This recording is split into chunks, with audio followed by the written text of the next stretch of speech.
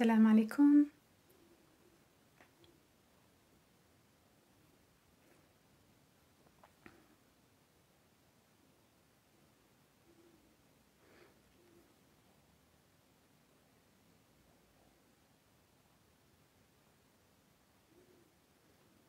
Salam. Salam.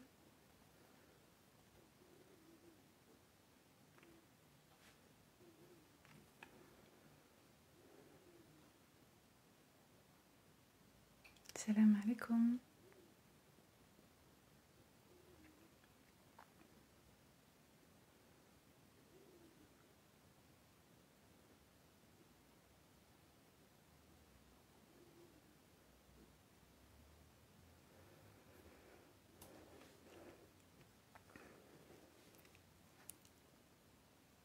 On va commencer. إن الحمد لله نحمده ونستعينه ونستغفره ونعوذ بالله من شرور أنفسنا ومن سيئات أعمالنا من يهده الله فهو المهتد ومن يضلل فلن تجد له وليا مرشدا وأشهد أن لا إله إلا الله وحده لا شريك له وأشهد أن محمد عبده ورسوله أما بعد السلام عليكم ورحمة الله. J'espère que vous allez bien. Donc on se retrouve pour une deuxième partie de Surat Al-Kahf. Et là, je vais aborder le thème de la partie de Moussa, alayhi salam. Donc je fais juste un tout petit résumé de ce qu'on a vu la semaine dernière.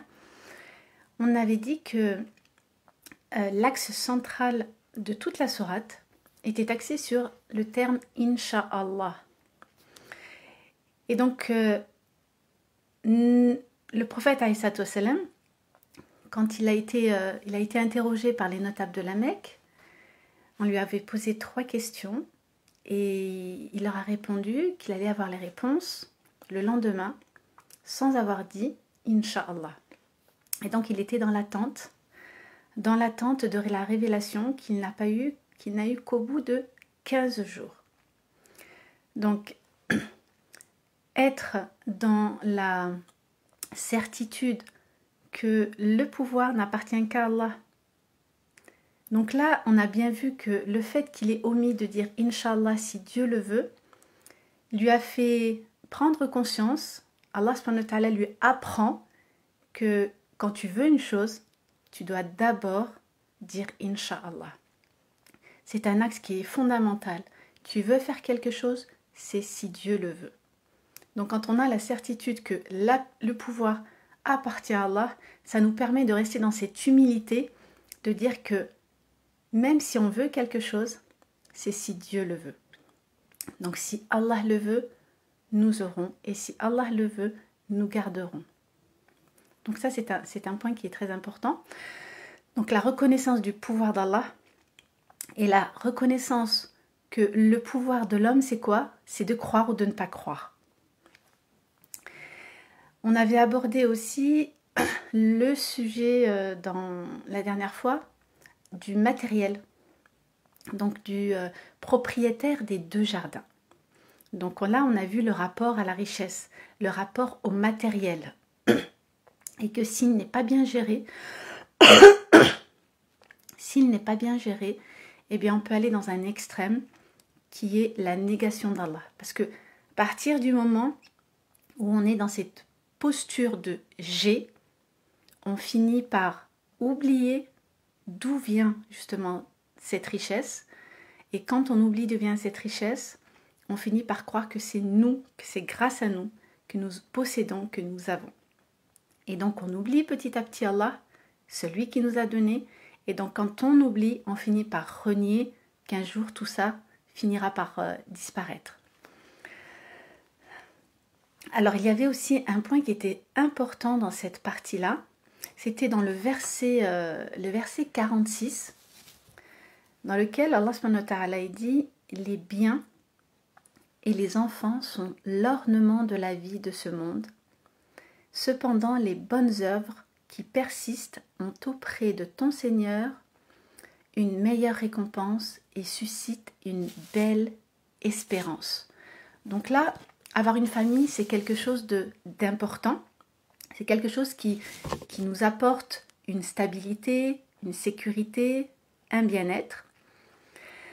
Et donc nous, en tant qu'adultes, en tant que parents, en tant que futurs constructeurs d'une famille, on se doit justement d'enseigner toutes ces choses-là, tous ces paramètres-là de la vie qui va justement permettre de construire cette vie. Alors, pour continuer dans ce thème-là, savoir que quand Allah nous donne une famille, quand Allah nous donne des enfants, c'est vraiment un cadeau. C'est vraiment un cadeau qui est inestimable. Et donc ce cadeau, on doit en prendre soin. Quand on voit l'exemple de Ibrahim alayhi salam, quand on voit l'exemple de Zakaria, Zakaria, il a eu Yahya, il a demandé à Allah, alors que il était âgé, son épouse était âgée, qu'il n'avait jamais eu d'enfant. Donc toutes ces choses-là, c'est important. Et c'est là qu'on prend conscience que quand on a un enfant, c'est vraiment un cadeau. Un enfant, c'est pas quelque chose que l'on a, qu'on se dit voilà, j'ai des enfants, et c'est tout. Ça demande énormément d'investissement, parce que c'est un dépôt qu'Allah nous fait pour pouvoir en prendre soin. Et les enfants, quand on les élève avec beaucoup d'amour, c'est eux qui vont nous élever. Grâce à eux, on peut obtenir les plus hauts des degrés. Donc c'est vraiment une occasion, c'est encore une autre occasion de pouvoir s'élever vers Allah subhanahu wa ta'ala. Alors là, je vais aborder le thème de ce soir. Donc le thème de ce soir, c'est la partie de Moussa. Alors Moussa, il est abordé dans cette sourate du verset 60 au verset 82. Et ce qui est édifiant dans cette partie de la sourate, c'est que ici on va parler du thème de la quête de la connaissance, la quête du savoir. Donc là, Moussa, il va être en quête de connaissance générale, mais de connaissance d'Allah. Il connaît Allah, mais il y a une voie qu'il n'a pas encore empruntée.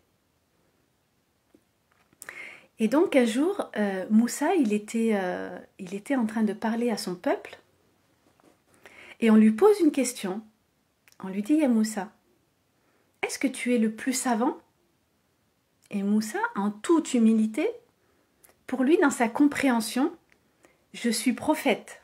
Dieu m'a élu prophète. Donc, je suis le plus connaisseur. Et donc, sa réponse est oui, je suis le plus savant. Et c'est là qu'Allah subhanahu wa ta'ala. Et bien sûr, il le dit en toute humilité, sans aucune prétention. Et là, Allah subhanahu wa ta'ala, il va le mener vers quelque chose dont il n'avait pas connaissance. Et donc, il va lui dire que oui, tu es connaisseur, mais il y a une autre connaissance que tu dois découvrir. Et donc, il va le mener vers une autre connaissance, un autre savoir, un savoir qui est ultime. Vous savez que nous avons, dans notre quête de connaissance et de savoir, nous avons une voie qui est sans limite. Donc le savoir, c'est toute notre vie, jusqu'à notre mort. Plus on avance, plus on apprend et plus on découvre. Et plus on apprend, plus on sait qu'on ne sait pas. C'est comme ça qu'on apprend l'humilité. C'est parce que quand on découvre des choses, on se dit « je ne sais pas, j'ai encore à apprendre ». Et c'est comme ça qu'on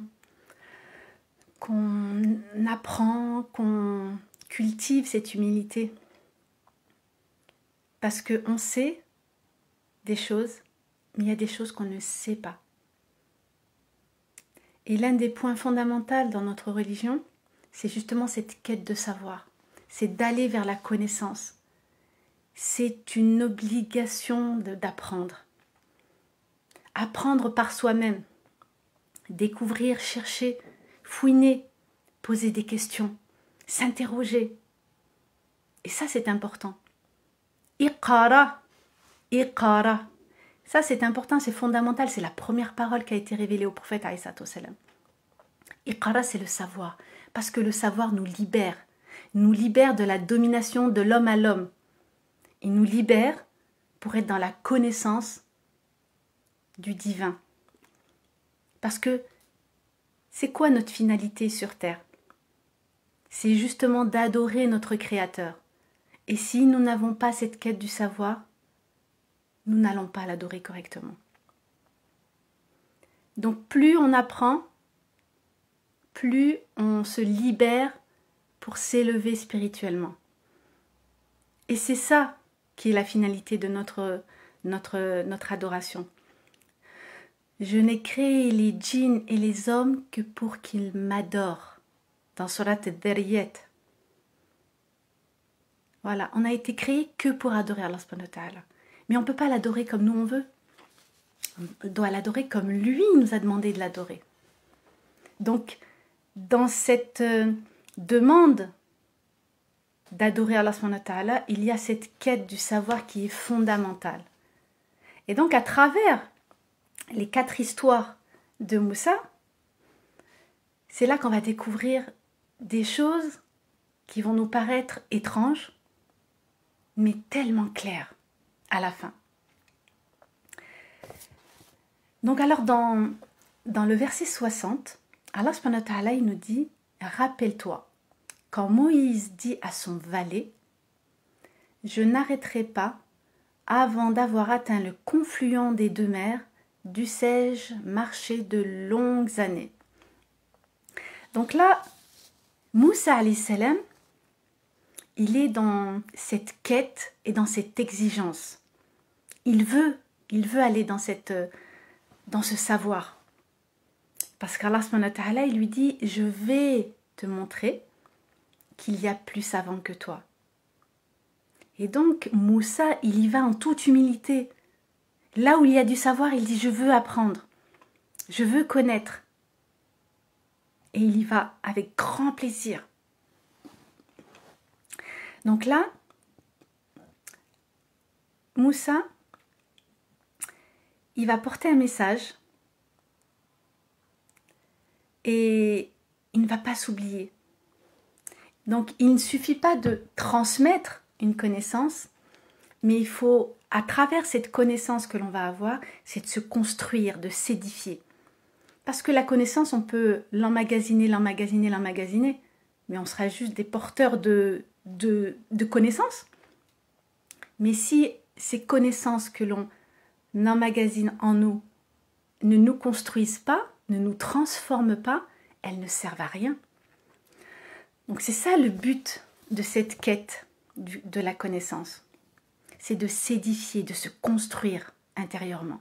Et quand on se construit, là, on est dans la compréhension et on sera dans l'agir et on sera dans la transformation individuelle qui est justement dans cet objectif de transformer ce qu'il y a autour de nous. Alors, dans le verset 61, Allah subhanahu wa ta'ala, il dit « Puis, lorsque tous 2 eurent atteint le confluent, ils oublièrent le poisson, qui prit alors librement son chemin dans la mer. Puis, lorsque tous 2 eurent dépassé cet endroit, il dit à son valet, « Apporte-nous notre déjeuner, nous avons rencontré de la fatigue dans notre présent voyage. » Le valet lui dit, « Quand nous avons pris refuge près du rocher, vois-tu, j'ai oublié le poisson. Le diable seul m'a fait oublier de te le rappeler et il a curieusement pris son chemin dans la terre, dans la mer, pardon. » Donc là, qu'est-ce qui va se passer? Ici, on a une épreuve. Donc, ils sont dans cette quête, ils sont en chemin. Et au moment où ils se reposent, ils s'aperçoivent que le poisson avait disparu. Et le valet se rappelle à quel moment le poisson était parti. Et donc, c'est là que Moussa se dit, mais en fait, c'est au moment où le poisson est parti que nous devions attendre. C'était là notre destination. Allah subhanahu wa ta'ala, il a été clair. Il a dit que de suivre le poisson et au moment où le poisson partirait, c'est là que la destination serait.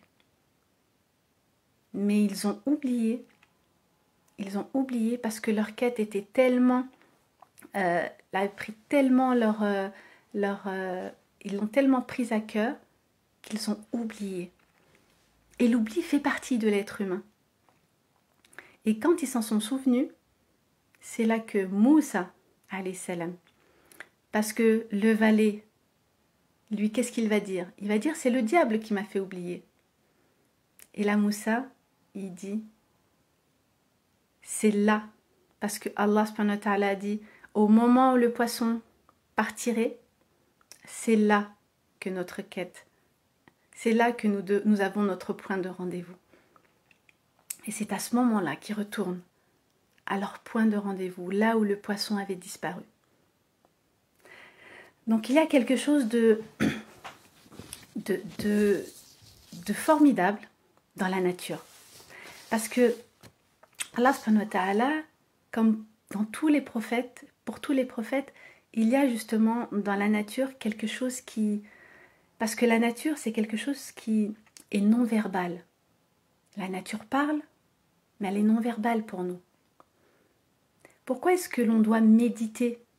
Pourquoi est-ce que l'on doit être au contact de la nature? Parce que quand on est au contact de la nature, on est au contact de notre Créateur. Et la nature nous parle. À travers sa beauté, elle nous parle de notre Créateur. Et la nature, c'est quelque chose qui nous rappelle. Et c'est pour ça que aller à son contact nous fait méditer. Nous avons Kitab Allah, et nous avons le livre déployé. Le livre déployé, c'est le livre de la création. C'est la création qui, à travers cette création, nous fait découvrir le Créateur. C'est pour ça que les prophètes, ils ont toujours été au contact de la nature. Et à travers la nature, ils ont découvert leur Créateur. Et nous devons avoir cet exercice aussi, d'aller au contact de la nature pour être à la découverte de notre Créateur. Donc ici, Moussa, il est un guide. Il est sur la voie, parce que là, il est le maître de la connaissance. Moussa, sur la voie, il est le maître de la connaissance. Maintenant, il va découvrir que quand on est le maître de la connaissance, quand on est le maître de la voie, on a besoin d'avoir l'autre connaissance. Et l'autre connaissance, c'est le degré supérieur spirituel qui nous lie à Allah subhanahu wa ta'ala. C'est comment est-ce que je vais apprendre à m'éduquer spirituellement et à m'élever auprès d'Allah subhanahu wa ta'ala. Et pour ça, on a besoin d'un guide qui a un degré supérieur. Donc, il va être dans cette découverte de cet homme qui s'appelle El Khadir. Il y en a qui l'appellent El Khidr ou El Khadir, peu importe. C'est pareil. Donc, qui est cet homme? Ben, cet homme, c'est, comme on appelle, c'est pas un prophète. C'est un ami d'Allah. C'est une personne qui a la connaissance, qui est connaisseur. On appelle El-Arif, connaisseur d'Allah. C'est une personne à qui Allah a inspiré des choses. Et donc, quand il va rencontrer cette personne-là va être claire avec lui. Et elle va lui dire, donc Moussa va dire à Al-Khadir, Moussa lui dit, puis-je te suivre à la condition que tu m'apprennes de ce qu'on t'a appris concernant la bonne direction. Donc là, il cherche à connaître la direction transversale. Bien sûr que Moussa connaît Allah, mais il y a un degré beaucoup plus subtil qui fait que Moussa est en quête de cette connaissance. Et donc, El-Khadir va dire, vraiment, tu ne pourras jamais être patient avec moi. comment endurerais-tu sur des choses que tu n'embrasses pas par la connaissance? Donc là, il est en train de lui dire, comment est-ce que tu pourrais être patient sur des choses dont tu n'as aucune connaissance? Donc là, il est en train déjà de lui dire que tu vas rencontrer des choses, tu vas voir des choses sur lesquelles tu ne pourras pas patienter. Parce que tu n'en auras pas la connaissance. Et de ton point de vue humain, de ton côté humain, la patience ne pourra pas être un élément qui va te faire résister. Et Moussa va lui répondre, si Allah le veut, tu me trouveras patient et je ne désobéirai pas à aucun de tes ordres. Si, donc là le Khadir lui dit, si tu me suis, ne m'interroge sur rien tant que je ne t'en ai pas fait mention. Et à ce moment-là, les deux y partirent. Donc là, ici, on a des éléments qui sont importants. Donc, on a besoin d'une personne qui a cette connaissance. Et quand on est avec une personne qui a la connaissance, peu importe, hein, ça peut être un savant, ça peut être une personne qui est dans ce domaine expert. Donc, on a cette personne experte.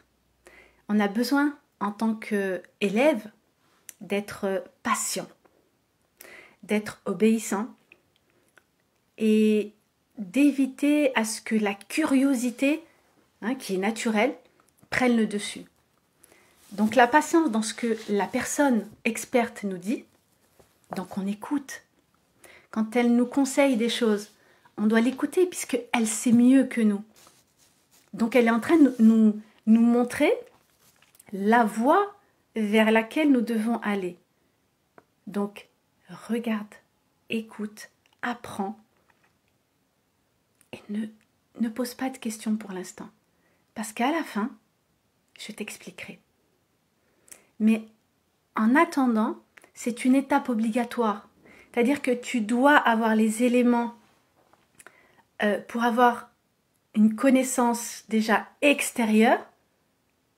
Et ensuite, quand on a la connaissance extérieure, on va aller beaucoup plus profondément pour comprendre réellement ce qui n'est pas visible. Donc ici, on va être dans le visible sans comprendre l'invisible.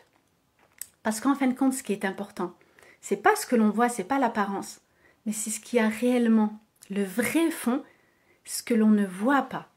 Et c'est ça qui va apparaître tout au long des 4 histoires. Alors, dans le verset 71, donc on a le verset 71, dans lequel Allah subhanahu wa ta'ala dit « Alors les deux partirent. Et après qu'ils furent montés sur un bateau, l'homme y fait une brèche. Moïse lui dit « Est-ce pour noyer ses occupants que tu l'as ébréché? Tu as commis certes une chose monstrueuse. » Donc, premier instant, dès le début, Moussa a cette réaction naturelle.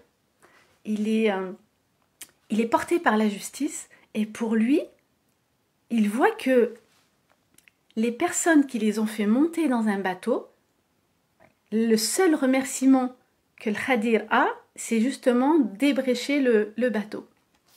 Et il ne comprend pas. Donc automatiquement, il réagit.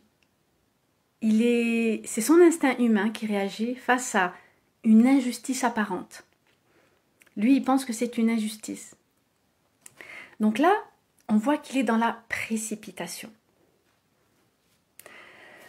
Et le Khadir va lui dire « N'ai-je pas dit que tu ne pourras pas être patient en ma compagnie ?»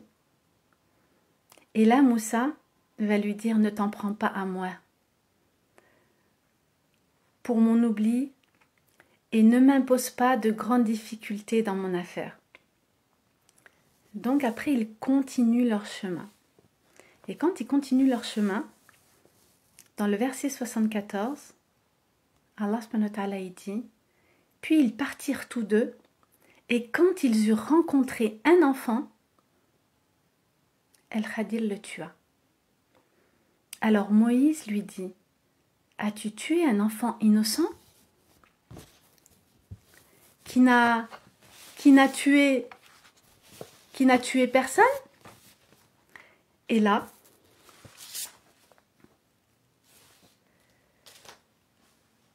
il est choqué de voir El Khadir avoir commis cet acte qui est affreux. Et donc El Khadir va dire, ne t'ai-je pas dit que tu ne pourrais pas être patient en ma compagnie? Donc Moussa va lui dire, si après cela je t'interroge sur quoi que ce soit, dit Moïse, alors ne m'accompagne plus, tu seras alors excusé de te séparer de moi. Donc ils partirent, ils ont continué leur route, et quand ils continuent leur route, ils vont arriver à un endroit, dans un village, dans une ville, et ça c'est dans le verset 74, dans lequel Allah subhanahu wa ta'ala dit, ils partirent donc tous deux, et quand ils furent arrivés à un village habité, ils demandèrent à manger à ses habitants. Mais ceux-ci refusèrent de leur donner l'hospitalité. Ensuite, ils y trouvèrent un mur sur le point de s'écrouler. L'homme le redressa. Alors Moïse lui dit, « Si tu voulais, tu aurais pu réclamer pour cela un salaire. » Et c'est à ce moment-là qu'El Khadir va dire, « Ceci marque notre séparation entre toi et moi. » Dit l'homme, « Je vais t'apprendre l'interprétation de ce que tu n'as pas pu supporter avec patience. » Et donc là, qu'est-ce qui va se passer? C'est que quand ils arrivent dans ce village habité, donc ils demandent l'hospitalité. On leur refuse. Et donc au moment où ils partent, El Khadir voit un mur qui est sur le point de s'écrouler. Donc il le reconstruit. Et Moussa, il comprend pas.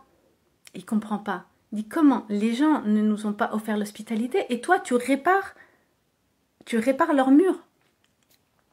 Pour lui, dans son intelligence, donc dans l'intelligence de ce qu'il voit, du visible, il ne voit pas ce qu'il y a derrière. Donc ici, dans les 4 histoires, tout est inversé. C'est-à-dire que le visible est inversé et à chaque fois à des degrés différents.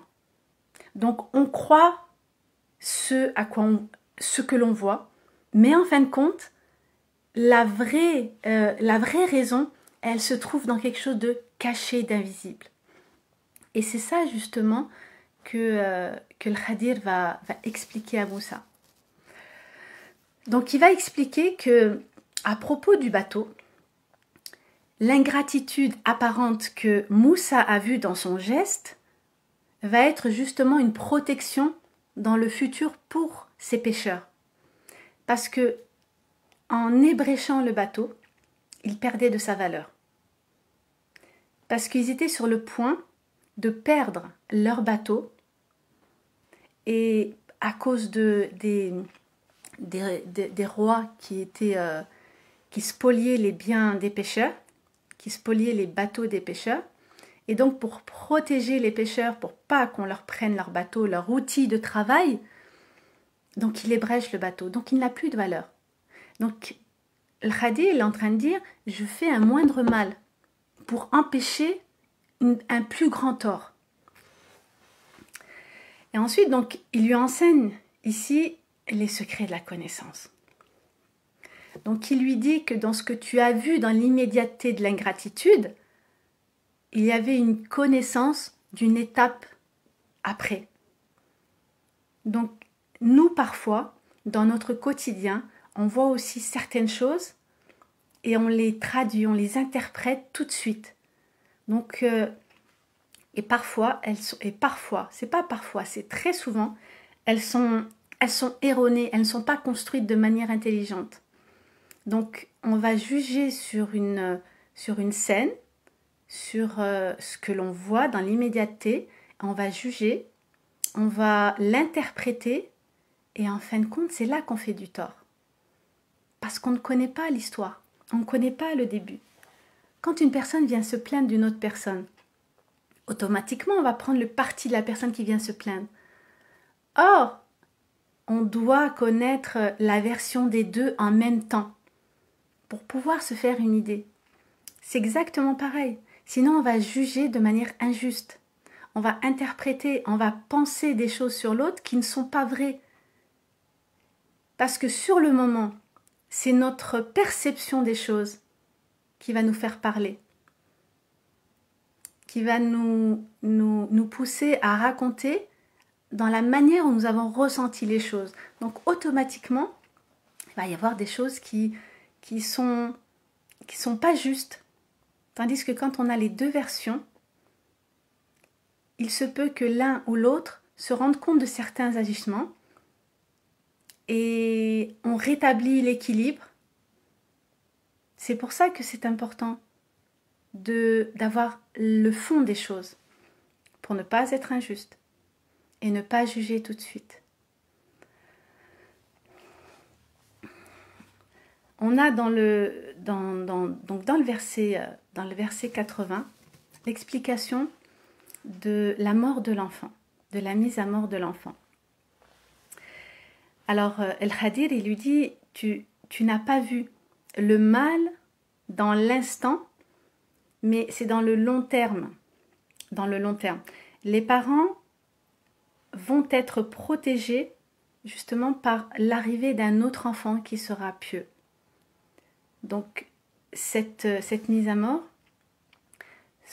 a été faite justement pour protéger des parents pieux parce qu'ils allaient vivre un enfer, une souffrance, alors qu'ils ne méritaient pas vu le statut spirituel qu'ils avaient. Donc là, on voit que c'est une projection dans le futur. Donc c'est un mal apparent ici qui va être un bien pour les parents. Et donc on voit bien l'expression qui a été utilisée dans le Coran, nous avons eu peur. Donc c'est Al-Khadir et Allah subhanahu wa ta'ala. Nous avons eu peur pour les parents. Donc là, déjà, on est dans un niveau, à partir de cette histoire, où on avance dans le rapprochement spirituel, un peu plus d'Allah. Donc dans le verset 82, donc là, Allah subhanahu wa ta'ala, il va expliquer, non, Al-Khadir va expliquer, pardon, Al-Khadir va expliquer pourquoi est-ce qu'il a reconstruit le mur. Donc là, ici, il est question d'orphelins à qui appartenait la maison. Et les parents qui, de ces orphelins qui sont décédés étaient des parents qui étaient pieux. Et donc, vous savez, quand on a des parents pieux, Allah subhanahu wa ta'ala, il ne fait pas perdre le bien des parents pour leurs enfants. Et donc, la piété, automatiquement, elle va se diluer dans leur progéniture. Et elle va être une protection pour eux. Donc, les parents décédés, donc il y a des orphelins. Et ces orphelins vont être bannis, jetés hors du village. Et donc, on leur vole leur maison. Mais les parents ont laissé un trésor à ces enfants. Mais ce trésor, il est caché. Et il était caché derrière ce mur. Derrière ce mur qui était en train de s'écrouler. Et donc El-Khadir, pour protéger le bien de ces orphelins, a reconstruit le mur. Pour qu'une fois adultes, ils puissent revenir et récupérer leurs biens. Donc ici, c'est encore une protection. Donc dans un acte que l'on pense être un acte inutile et injuste, par rapport à un comportement, le comportement des personnes qui n'ont pas voulu leur donner l'hospitalité, eh bien derrière, il y avait un geste dans lequel on n'avait pas forcément la connaissance. Donc on est encore dans l'invisible, dans ce qui est... on ne doit pas juger dans l'immédiateté de ce que l'on voit. Parce que derrière les choses que l'on voit, il y a une sagesse, il y a quelque chose qui est beaucoup plus grand. Et donc, ces enfants, une fois grands, adultes, vont récupérer justement cette richesse matérielle qui découle justement de la richesse spirituelle de leurs parents. Donc, on va revenir sur un point fondamental, c'est que il y a la volonté d'Allah et c'est grâce à son pouvoir. Tout est grâce à son pouvoir. Hein. Donc, on est toujours ici, hein, dans ces histoires-là. Donc, tout à l'heure, j'ai dit les 4 histoires, non, les 3 histoires, pardon. Donc, on est toujours dans Inch'Allah. Et donc, ce Inch'Allah, si Dieu le veut. Si Dieu le veut, j'aurai. Si Dieu le veut, je garderai. Et si Dieu le veut, je n'aurai pas. Et être toujours dans cette satisfaction de si j'ai, c'est parce que Allah a estimé que c'était un bien pour moi. Et que si je n'ai pas, c'est qu'Allah a estimé que c'était un mal pour moi. Et que quelque chose... Vous savez, quand Allah ne nous octroie pas quelque chose qu'on a demandé, donc quand on est dans cette demande et dans cette attente, quand Allah ne nous a pas donné, il y en a qui sont dans une forme de déception. Parce qu'ils ont tellement espéré. Mais ce qu'il faut savoir, c'est que si Allah ne nous donne pas ce qu'on a demandé sur le moment, son équivalent nous a été donné. Et nous a été donné. C'est pour ça qu'à prendre conscience de ça, c'est important. Ça nous rassure, ça nous donne beaucoup plus de force, parce que ce qu'on n'a pas eu ici, dans la demande qu'on a faite, elle nous est réservée dans l'au-delà. Ça nous permet de garder le lien avec l'au-delà et de ne pas perdre de vue que la destination finale, c'est là-haut. Donc, certains vont dire, oui, là-haut. Oui, là-haut, c'est justement pour ne pas oublier ce lien vers l'au-delà. Parce que ce que nous construisons là, on ne construit pas dans cette dunya, dans cette bassesse du bas monde. Ce qu'on est en train de faire là, actuellement, c'est de construire pour l'au-delà. Tout ce que l'on est en train de faire, tout ce que l'on est en train d'amasser, d'emmagasiner comme acte cultuel, comme invocation, comme quand on fait des dons, quand on est dans le comportement exemplaire, ben, tout ça, ce sont des provisions, hein, que nous amassons pour les retrouver là-haut. Parce que c'est là-bas notre finalité. Donc si Allah ne nous a pas accordé à ce moment-là ce que l'on a voulu parce qu'on estimait que c'était quelque chose de bien pour nous, ben c'est parce que Allah a estimé que ce n'était pas un bien pour nous. Et que cette chose-là qu'on a demandé, on a son équivalent dans l'au-delà qui nous attend. Et ensuite, Allah nous réserve quelque chose de mieux. Et ça, il faut en être convaincu.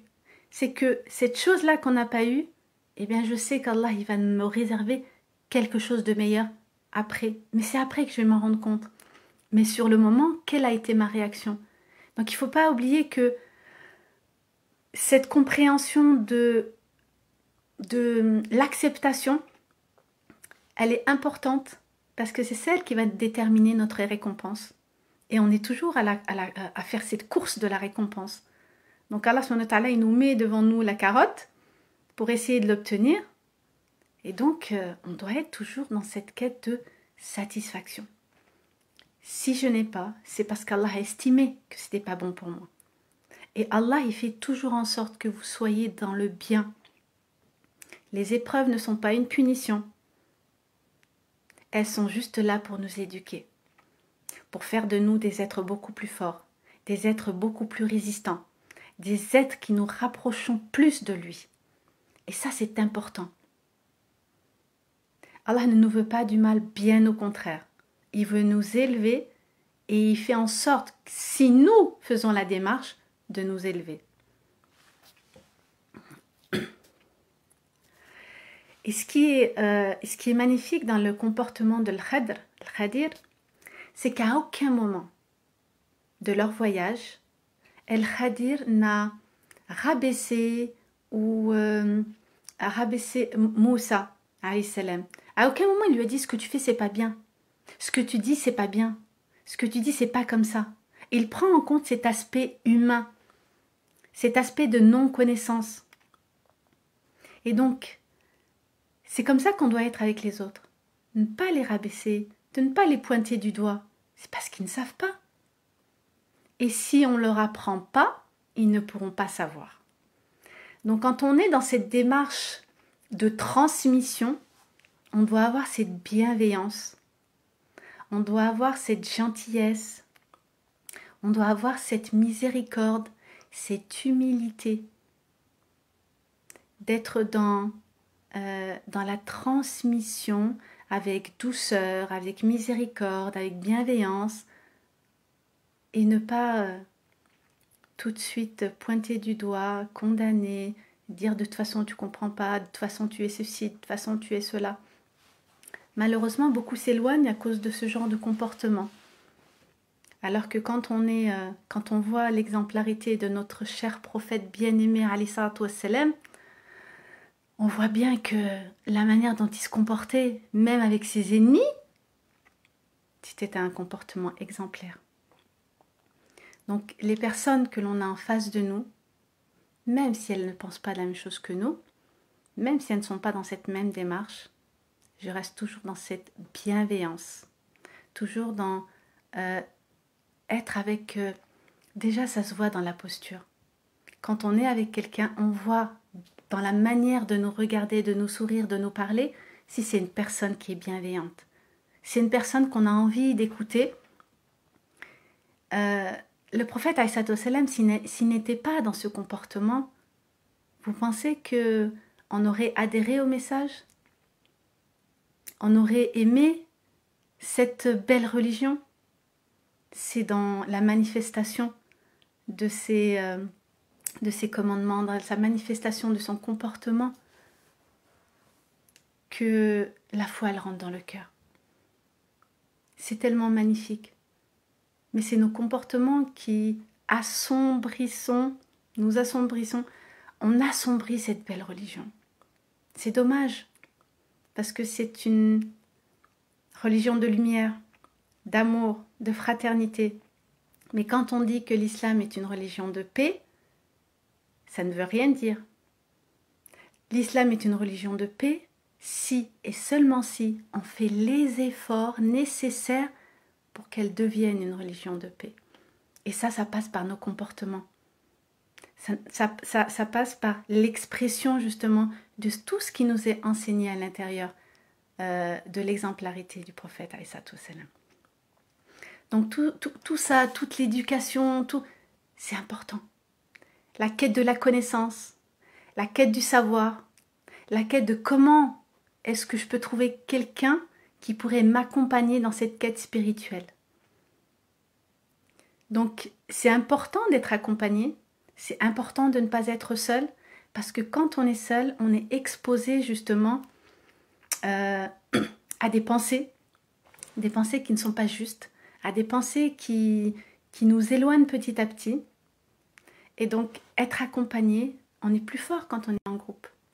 Mais bien sûr, il faut choisir les personnes avec qui on est à l'aise, les personnes avec qui on se sent bien, les personnes qui dégagent de la gentillesse, qui dégagent de la bienveillance, qui dégagent de l'ouverture, de la miséricorde, de la compréhension, du non-jugement. Ça, c'est très important de ne pas être...